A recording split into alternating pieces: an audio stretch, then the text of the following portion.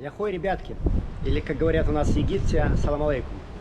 В эфире телеканал «Море», сегодня понедельник. И нас ждет очередное яркое приключение. Причем для меня оно будет сегодня весьма волнительным. Я собираюсь под воду, но не в роли дайвера, а в роли наблюдателя за тем, как из очередного баблмейкера будут делать настоящего open water дайвера. А в роли подопытного баблмейкера будет... наверное, вы уже догадались. Поэтому, если этого видео увидит моя любимая тещенька, пусть считает меня фридайвером. Людмила, я хочу услышать от вас только одно слово. Яхой? Ох ты умничка. Ощущение, отрицание, страх, принятие. Все было. Я понял. Я была чуть не передумала в самом начале, еще до того, как началась первая отработка первых упражнений. Я уже хотела разворачивать и сворачивать всю операцию.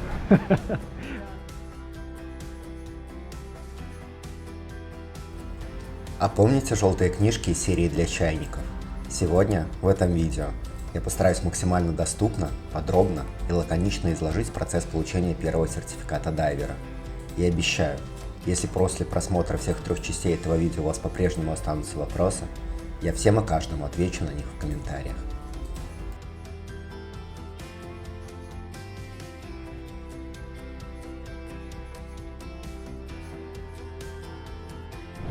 А знаете, что самое страшное в дайвинге именно для меня? Это необходимость вставать очень рано, каждый день, будучи послушной, будучи заслуженной совой. Мне это дается, конечно, с большим трудом. Начнем с простого. Вы находите инструктора.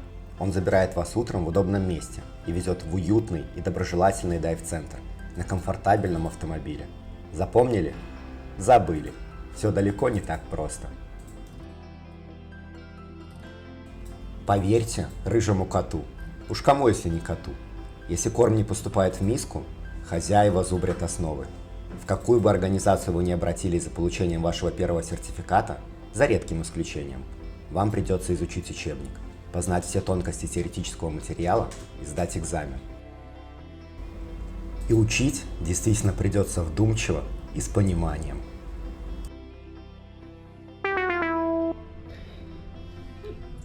Давай еще раз. Окей, теперь правильный дубль. Как любят показывать другие дайв-каналы на YouTube. Вы уникум, вы прочитали, все постигли, без единой ошибки. Но ошибка могла быть и на начало обучения. А кто, собственно, будет вас учить?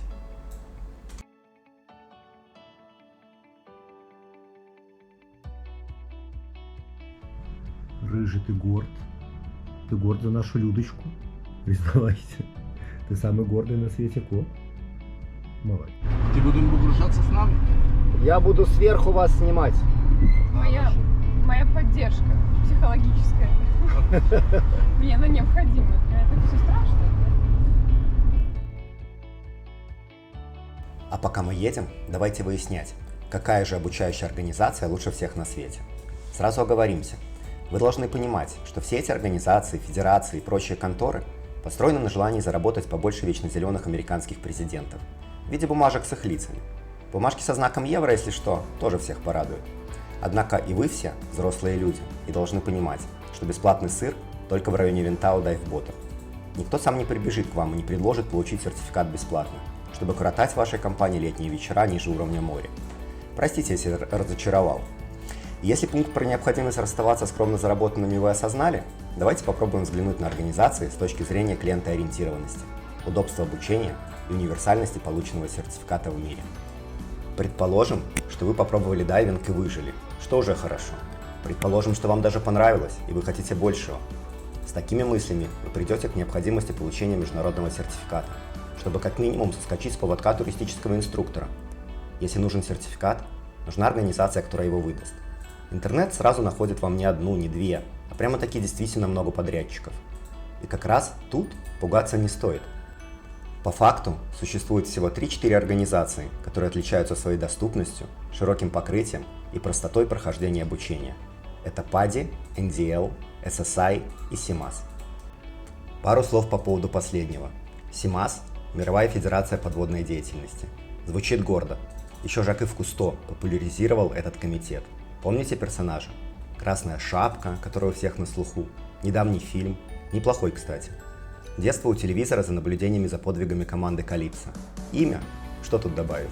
Более того, все остальные компании, как то PADI, NDL и SSI, тоже входят в эту организацию. Исходя из сайта, никаких учебников там нет. То есть, если вы где-то и найдете представителей CMAS, учить вас будут устно. А чему научат? Вопрос открытый. Надеюсь, шапку хоть дадут.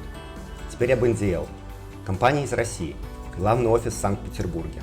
Молодо, дешево и сердито. И это действительно так. Если хотите молодиться, экономить и сердиться, добро пожаловать в национальную дайв-лигу. Ты не кончила дисциплину? Да, я вчера закончила. Сдала тест. Вчера? Да. Ну, в смысле, общий экзамен сдала, который 50 вопросов, да, я его сдала вчера. И ошибки сделала. Я вижу. Что? Я вижу. Никогда не обманывайте инструктора. Он все видит и все знает.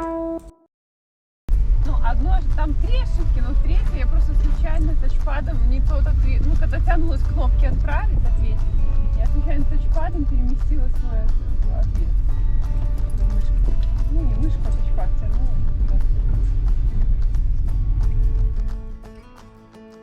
SSI – Scuba Schools International. Работать в ней – сплошное удовольствие. Вы не можете преподавать, пока не припишетесь к дайв-центру организации. Если вы в нем не работаете, вы не можете учить и выдавать сертификаты. Нет процента – нет ватрушки. Отношение преподавателя к юному дайверу в такой ситуации вызывает вопросы. Заплатили, а он уже считает, сколько из этой суммы нужно отдать организации, сколько дайв-центру, а что останется ему самому. Хотите взглянуть в грустные глаза сквозь стекло маски инструктора? Идем в SSI. Переходим к PADI. На мой взгляд, эти самые жадные.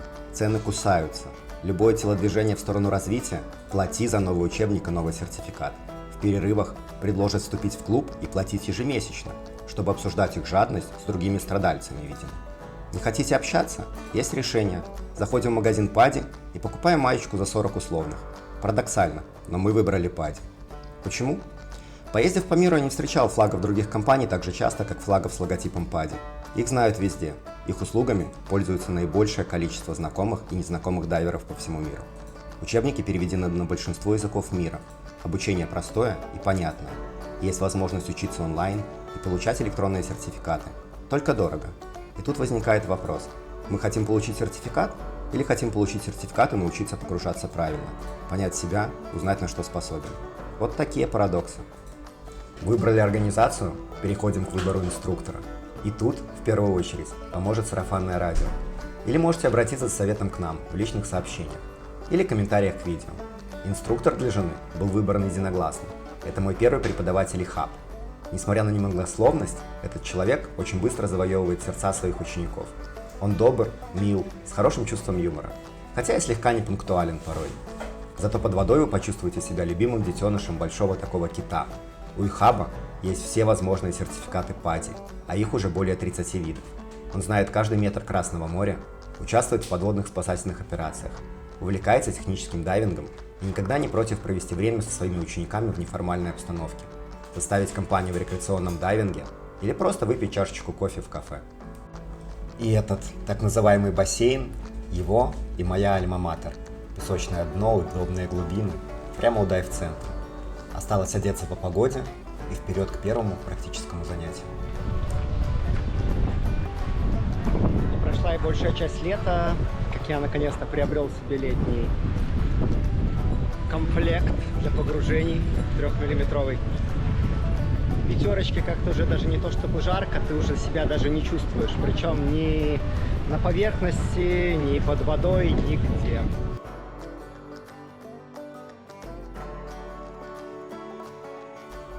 После знакомства с преподавателем и непродолжительной беседы, направленной на создание доверительной и спокойной обстановки, практическую часть вашего обучения можно считать начатой. Из учебников вы уже должны знать, что собой представляет то или иное оборудование для погружений. Но увидеть все вживую, прикоснуться, так сказать, к прекрасному, этими впечатлениями книжка с вами не поделится. Наставник расскажет о видах жилетов, и это не лишнее, особенно когда он сам решил воспользоваться интегрированным крылом уже на первом уроке. Покажет правильность крепления, сбора и подготовки оборудования к использованию под водой. Расскажет, для чего служит та или иная крутелочка, тот или иной рычажочек и вот эта вот кнопочка. Ознакомит с народными и официальными методами проверки правильности подключения баллона и присоединенного к нему оборудования. Само собой, на первое занятие вы можете прийти уже со своим комплектом плавсредств или взять их в аренду в дайв-центре. Я бы рекомендовал сначала использовать прокатное оборудование. Оно, хоть и не самое дорогое и современное, зато наиболее универсальное и простое для ознакомления. И еще я вам советую прислушиваться к каждому слову учителя, а не полагаться только на материал из книги.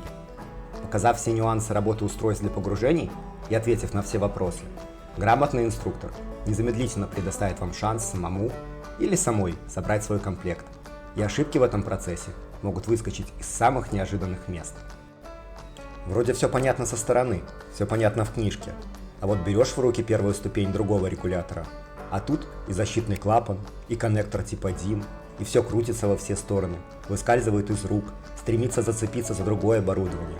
Плюс, недоученное в школе правило буравчика, вкупе со стремлением сохранить маникюр, могут напасть на вас разом и загнать в полный тупик. Наверное, со стороны это выглядит забавным и даже глупым. А я ведь уже говорил, что мы покажем самое честное и подробное видео о получении первого сертификата. И я совсем не хочу превращать его в еще один учебник из разряда «как надо».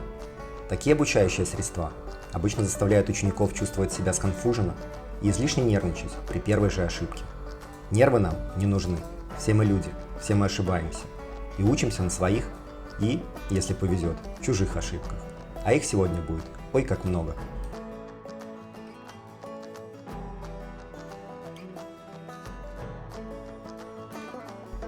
И если подготовительные этапы обучения на поверхности не представляют собой задачи из высшей математики и достаточно просты при должном уровне внимания, то вода многое меняет. И тут ошибиться может каждый, даже инструктор. А цена ошибки, в лучшем случае, синяки на пятой точке, неправильная оценка силы ветра и высоты волн, и вуаля!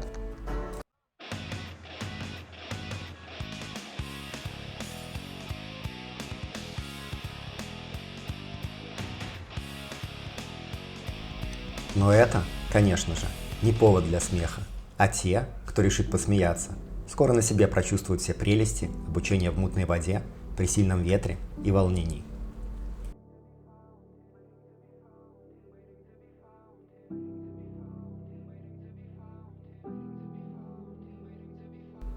И первая проблема, не поверите, просто погрузиться. Реальные условия соленой воды Красного моря, в отличие от обучения в настоящем бассейне, дают четкое понимание о природе выталкивающей силы воды.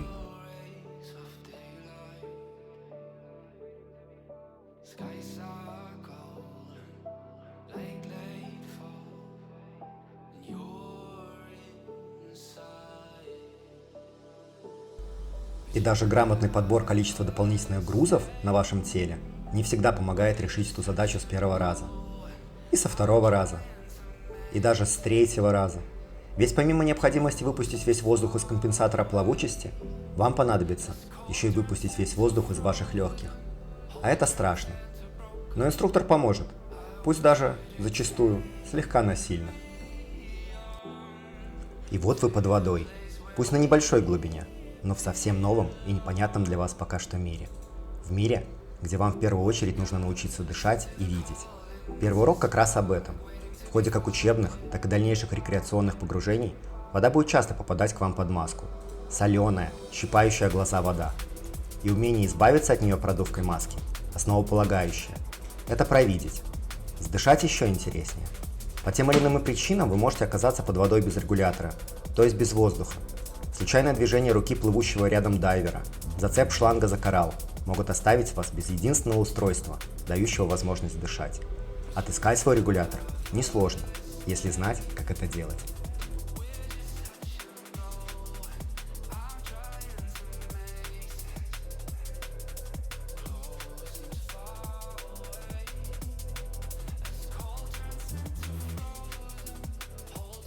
И пусть в первый раз Людочка вместо регулятора отыскала свой альтернативный источник дыхания, а регулятор ей вернули и вставили в рот аки-соску ребенку. Упражнение можно считать наполовину выполненным. Без воздуха этот человек не останется.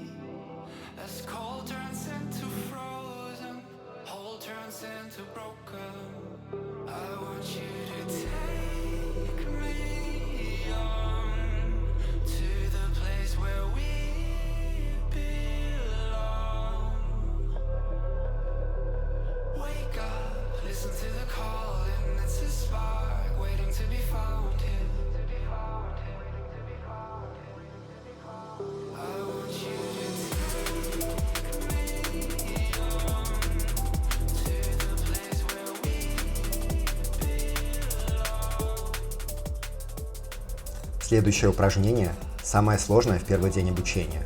В ходе его выполнения вам понадобится остаться 1 на 1 с солеными водами моря, без маски. Тут для ученика самое главное не забывать дышать, даже если страшно. Постараться успокоиться и продуть надетую на место маску. Не обязательно сделать это с первого раза, в шею никто не гонит. Но если страх пересиливает, просто покажите инструктору знак вверх, и вас незамедлительно поднимут на поверхность.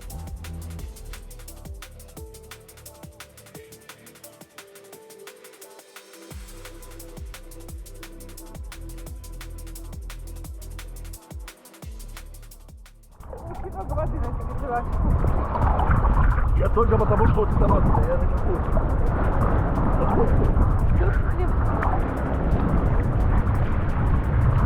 Дай мне вот это маска. Ихаб оказался тем еще модником. В ходе первого дня обучения он перемерил маски всех присутствующих и все равно остался доволен только своей родной. Веселая манера обучения позволила жене успокоиться и с треском, то есть с блеском, пройти это нелегкое испытание.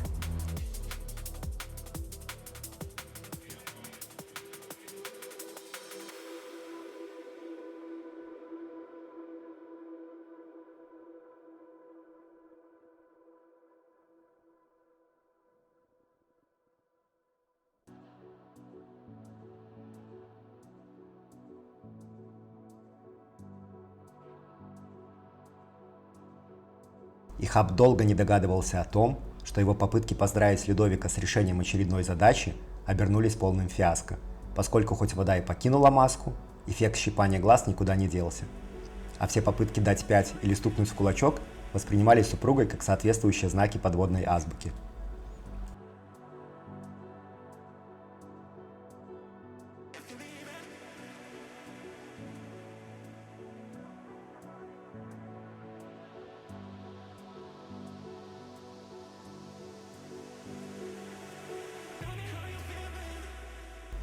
Наконец-то взаимопонимание налажено. Ученик заслужил пряник и передышку в виде недолгого путешествия на неожиданную глубину.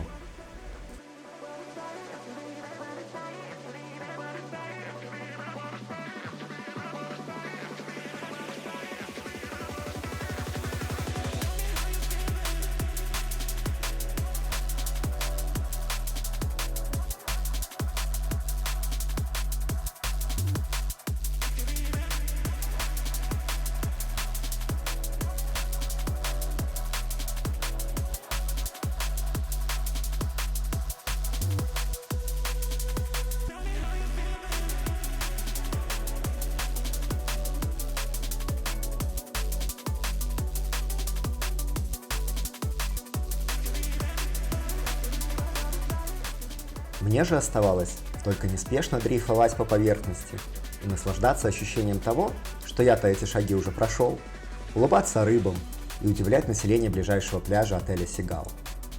Должно быть, отдыхающие до сих пор задаются вопросом, что эта прикормка для акул делала в 40 метрах от берега. Наш преподаватель был полностью сосредоточен на своей ученице, и даже мои робкие попытки погрузиться и составить ребятам компанию в режиме фридайвинга интересом с его стороны не увенчались. Профессионал. И как заслуженный деятель подводного обучения, инструктор не позволяет студенту расслабиться больше, чем того требует ситуация. Пора переходить к следующему упражнению. Многим из вас наверняка приходилось раздевать девушку. Если застежка на бюстгальтере до сих пор кажется вам проблемой, попробуйте снять полный комплект акваланга под водой, а потом надеть его снова. Вот где правильная задача для юных пытливых умов.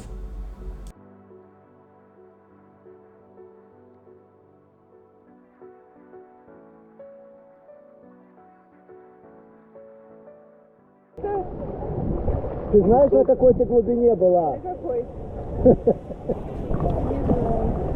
Какие вы глубину не наблюдают? Поздравляю, новый На рекорд. какой глубине вы снимали баллон? 4 метра.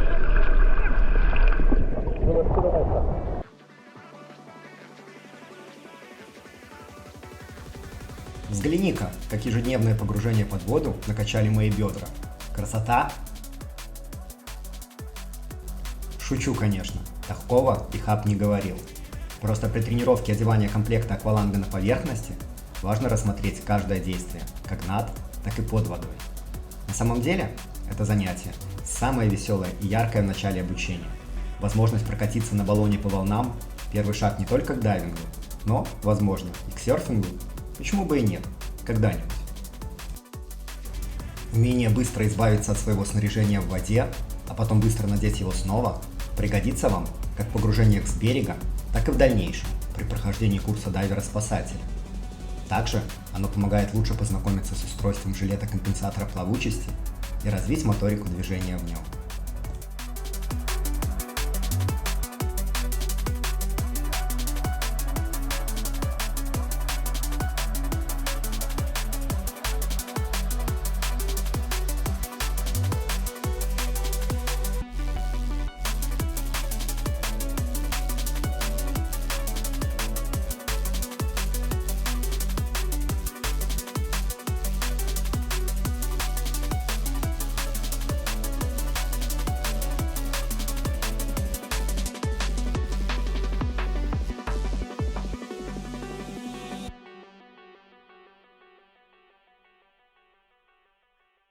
Ух, ребятки, первый день закончился. Ледок была молодцом, искренне. Где-то волновалась, конечно, где-то переживала. Вот. Скажу честно, ей дико не повезло с погодой. Сегодня сумасшедший ветер в Хургаде. Сегодня очень большая волна. И занятие в том, что египтяне называют бассейном. Представляете себе аттракцион «Волна», когда раз в минутку на тебя накатывает такой вот там метр, два, полтора. Вот женушка моя свое первое занятие провела именно вот так. Поэтому, наверное, очень даже неплохо. Вот. Под водой ничего не было видно, все мутное. Не знаю, что там будет с записью, но надеюсь, все будет хорошо. Наш марлезонский балет будет состоять еще из 2 роликов. Нас ждет завтра первое погруждение с яхты. И через неделю второе погруждение тоже с яхты. Думаю, все получится. Да. Мое первое интервью, и оно же с женой. Это как «Тренируйся на кошках», что-то такое, да? Записываем видео по горячим следам. Людмила, расскажите-ка нам, какие были ощущения перед самым погружением, когда вы уже находитесь на поверхности воды и осталось только спустить воздух из инфильтратора. Ну, все было ожидаемо и предсказуемо. Я паникер, я всего боюсь, мне все страшно. До сих пор не знаю, как я подписалась на эту авантюру. Для меня это авантюра, для меня это экстрим. Ощущения, отрицание, страх, принятие. Все было. Я понял. Я была чуть не передумала в самом начале, еще до того, как началась первая отработка первых упражнений. Я уже хотела разворачивать и сворачивать всю операцию. Да. Под водой трудно сворачивать операцию.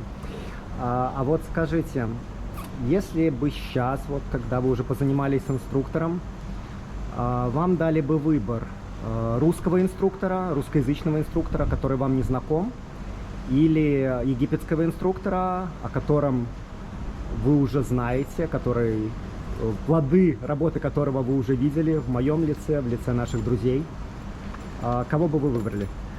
Ну, конечно, проверенные контакты — это лучше. Я больше доверяю отзывам знакомых, друзей.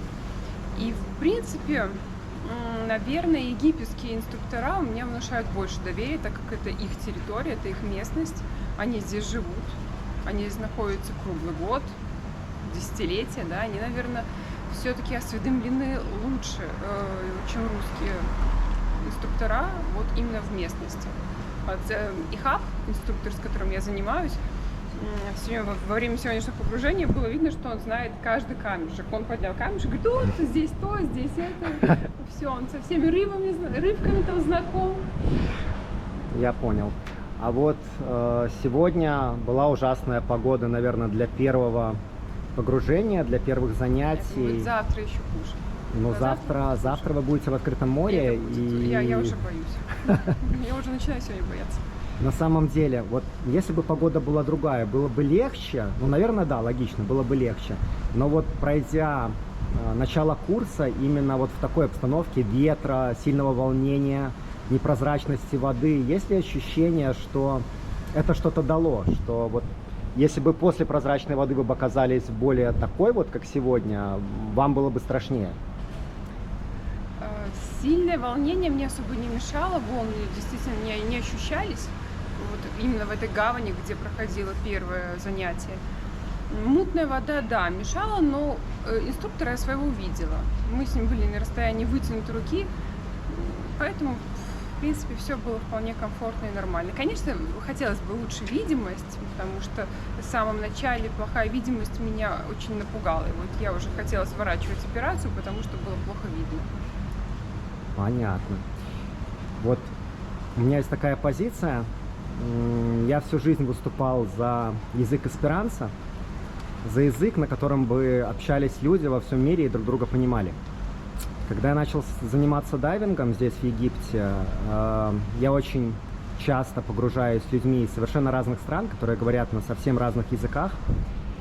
И я посмотрел, что язык подводных жестов, он действительно международный. И чем дольше ты погружаешься, тем больше ты понимаешь, что не только какие-то заученные знаки, которые можно показать руками, движением тела, еще как-то принимаются. То есть люди по факту могут показать под водой теперь уже все, что угодно. И действительно понимают друг друга, из какой бы страны они не были. А вот ваше первое общение на языке жестов фактически. Что вы об этом можете сказать? Ну, знаешь, я бы не сказала, что язык жестов в дайвинге, он такой многообразный. Может быть, я многих жестов не знаю, но в рамках первого уровня Open Water Diver, да, не так много этих жестов. Но я заметила, что можно их по-разному интерпретировать, в зависимости от того, с какими эмоциями, с какой скоростью ты это выполняешь. Потому что вот тот же знак «стоп», когда ты его резко показываешь, «стоп, стоп, стоп», это уже паника. Когда ты «стоп» и «хап», дай собраться, не так быстро. Немножко тут почилим, и потом дальше будет. Оно по-другому ощущается. А вот сейчас прошел где-то час-два с вашего погружения. Какие теперь ощущения? Появилась ли какая-то уверенность в себе? Я очень рада, что не будет больше этого самого жуткого и самого ужасного упражнения, отработки надевания маски под водой. Ее нужно снять полностью, оказаться в соленой, нос оказывается в соленой воде, глаза оказываются в соленой воде. Нужно надеть маску и выдуть из нее всю воду. Это невыносимо. У меня получилось только с третьей попытки. И я вот считаю, что вот это упражнение нужно ставить в самом конце, потому что многие действительно могут передумать, как и я. Я бы передумала еще чуть-чуть. Я была на грани, чтобы отказаться, чтобы все, сворачиваю, ребята, все. Ничего не будет. После того, как вы поднялись на поверхность, вышли на берег, у вас было полчаса наблюдения за морем, за поверхностью, за ветром, за волнами. Какие мысли были в этот момент? Как хорошо, что я на берегу. Сухо, солнышко светит, не нужно маску продувать. То есть желание поскорее вернуться под воду не возникало? Нет. Мне нравится вот наблюдать за рыбками, и это успокаивает, да? Но когда нужно отрабатывать упражнения, опасные, сложные, то это особое удовольствие не приносит. Супер, очень здорово. Мы с вами продолжим этот разговор уже завтра, уже на яхте. Да. Первый день обучения выстраивает основу понимания работы со всеми элементами вашего снаряжения. Учит побеждать страх перед предстоящим погружением в настоящем открытом море. Получилось ли у Ихаба подготовить Людмилу к такому ответственному шагу? Об этом вы узнаете уже через неделю. А пока что, яхой!